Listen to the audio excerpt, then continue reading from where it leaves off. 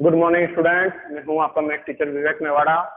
बेटा, previous video में मैंने आपको प्रोबेबिलिटी चैप्टर के बेसिक के बारे में समझाया था कि प्रोबेबिलिटी के बेसिक्स क्या क्या होते हैं। हमने 3 कॉइन का क्वेश्चन पढ़ा था, हमने 2 कॉइन की कंडीशन पढ़ी थी, हमने 1 कॉइन की कंडीशन पढ़ी थी, हमने एक डाइस की कंडीशन पढ़ी थी, हमने प्लेइंग कार्ड से रिलेटेड कंडीशन पढ़ी थी। इन कंडीशनों को पढ़ने के बाद अब यहाँ पर कुछ इंपॉर्टेंट पॉइंट्स हैं। उन इंपॉर्टेंट पॉइंट्स को नोट डाल के लिखिएगा एक एक करके। फर्स्ट पॉइंट तो लिखिएगा, किसी भी इवेंट की जब प्रोबेबिलिटी फाइंड की जाती है तो उसका फॉर्मूला होता है m/n। प्रोबेबिलिटी का फॉर्मूला क्या होता है? m/n, जहां पर m तो होता है फेवरेबल आउटकम और n होता है total outcome.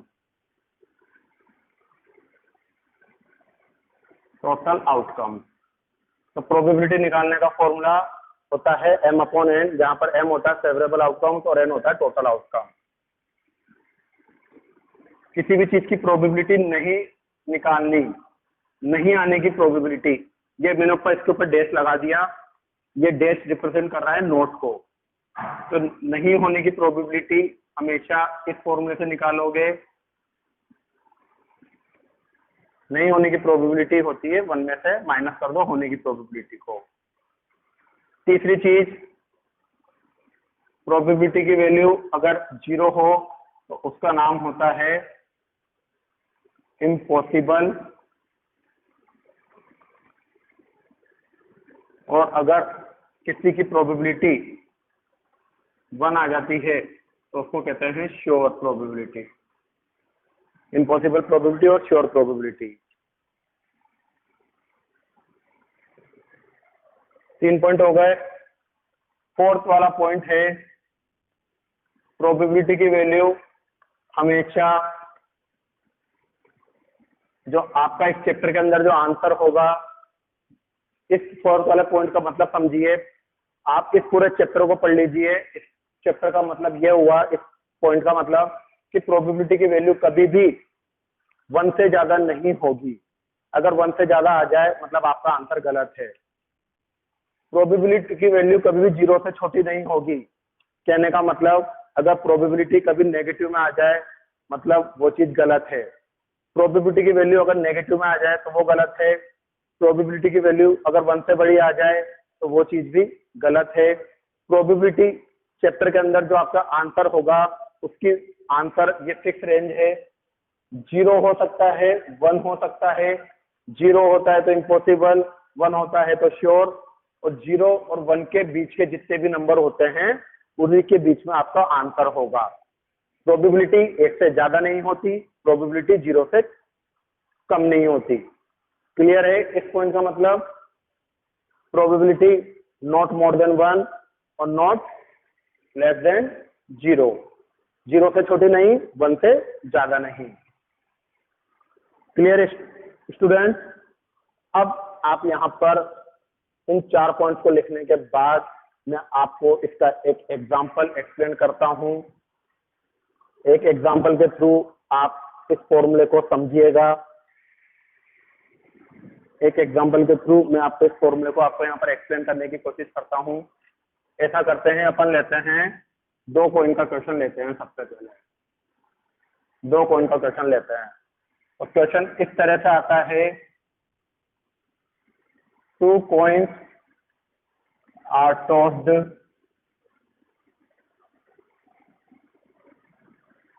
together. Find the probability of getting। एक बार लिख लीजिए बेटा, एक बार एक क्वेश्चन को देख लीजिए। मैं पूरा तरीके से समझा रहा हूँ तो लॉजिक क्लियर हो जाएगा। 2 coins are tossed together, find the probability of getting, और आपके इस तरह से क्वेश्चन आ जाएंगे। पहला आ जाएगा 2 head, दूसरा आ जाएगा 1 tail, सपोज करो तीसरा क्वेश्चन आ गया, नो हेड। इस तरीके से आपके कोई सा भी क्वेश्चन आ जाएगा, कुछ भी लिखा हुआ आ सकता है। क्लियर है यहाँ पर? अब यहाँ पर सबसे इंपॉर्टेंट बात जो आती है वो ये है कि क्वेश्चन कितने कॉइन से रिलेटेड दे रखा है। 2 कॉइन से रिलेटेड क्वेश्चन दे रखा है। तो अब जब अपन इसका आंसर निकालेंगे तो देखिए, मैंने आपको जो पढ़ाया था, सबसे पहला काम आपका होगा क्वेश्चन में देखना है कि कितने कॉइन का क्वेश्चन है, और वहां से आपको n की वैल्यू फाइंड करनी है। प्रोबेबिलिटी का फॉर्मूला अपन ने पढ़ा है ना, m/n। तो n की वैल्यू आपको हमेशा निकालनी पड़ेगी। तो n बराबर,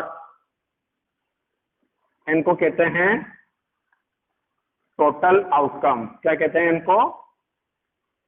टोटल आउटकम। और 2 कॉइन का क्वेश्चन है, तो 2 कॉइन की मैंने आपको कंडीशन लिखा रखी है। 2 कॉइन की कंडीशन मैंने आपको लिखा रखी है, HHHT TH। 2 कॉइन जब उछालेंगे तो उसकी मैंने आपको टोटल कंडीशन लिखा रखी है। तो आपको अगर 3 कॉइन आ जाए तो 3 कॉइन वाली कंडीशन लिख देना, 1 कॉइन आ जाए तो 1 कॉइन वाली कंडीशन लिख देना। अभी क्वेश्चन में 2 कॉइन है तो 2 कॉइन वाली कंडीशन लिख दी। तो n जो होगा वो आपका टोटल आउटकम्स होगा। तो यहाँ पे टोटल कितनी कंडीशन दिखी है आपको? 4। तो आपका इस क्वेश्चन के अंदर n तो डिसाइडेड हो गया कि 4 होगा। देखो, प्रोबेबिलिटी का फॉर्मूला मैं अभी आपको फिर कह रहा हूं, मैंने आपको अभी फर्स्ट पॉइंट लिखाया है, प्रोबेबिलिटी होती है m/n। प्रोबेबिलिटी बराबर m/n। तो आपको जो फॉर्मूले के अंदर n गिवन होगा वो n तो आपका पहले से डिसाइडेड होगा। n हमेशा क्वेश्चन में फिक्स होता है, तो n तो आपका फिक्स हो गया 4। अब बात आती है बस m की। किसकी आती है? m की। तो m क्या होगा? m होगा जो क्वेश्चन आपसे पूछा जाता है वही आपका m कहलाता है। अब आपसे जो पूछ रहा है, जैसे फर्स्ट क्वेश्चन में ये पूछा तो आपको लिखना है m बराबर 2 हेड। अभी जैसे सेकंड क्वेश्चन आ गया 1 टेल, तो m बराबर देखना है 1 टेल।